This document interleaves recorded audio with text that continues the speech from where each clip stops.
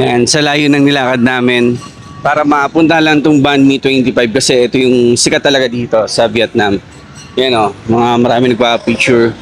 So, titigman natin kung anong meron dito kay Banh Mi 25. Bakit ang dami nabili dito, no? So, check natin. Magkano yung, yung order niya. Ay, may pila talaga sila, oh. So, ito yung menu nila. 45,000 tsaka 50,000 yung mga regular na nakalagay. May sausage, may barbecue pork.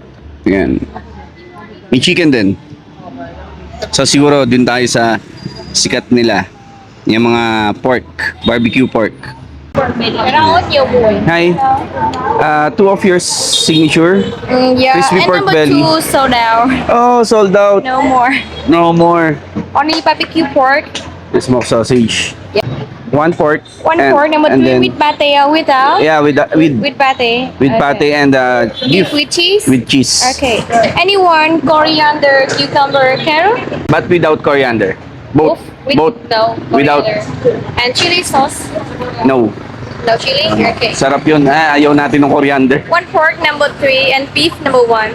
No Okay. coriander Yeah. and no chili. 100. 100. Okay. And do we want to sit over there or take away? Just visit over there. You want sit here? Yeah. Okay. Yun. So yun, syempre, hindi natin palalagpasin na titikman itong authentic and legit na banh mi ng Vietnam. Kasi ito, dito talaga nagsimula itong banh mi. So, kumuha tayo ng pork at saka beef. So, tingnan natin. So, hindi ako nagpalagay ng coriander. Ayoko ng coriander eh. So, yun, pork. Yun. Wow. Di parang pork ham. So, perfect bite. Toasted yung yung banh mi nila, yung bread.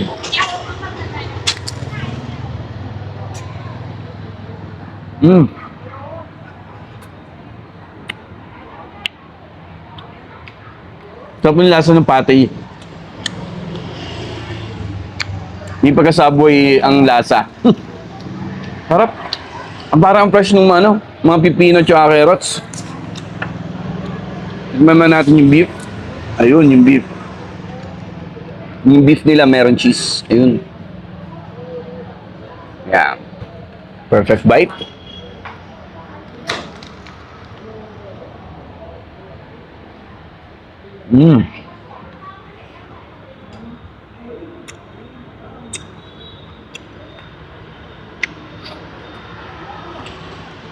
Sarap siya. Kaya pala ang dami namin dito sa banh mi. Para naman cheeseburger ito kasi biniling na karne yung nakalagay ng beef. So yan, banh mi ng Vietnamese. Ng Vietnam. Thank you.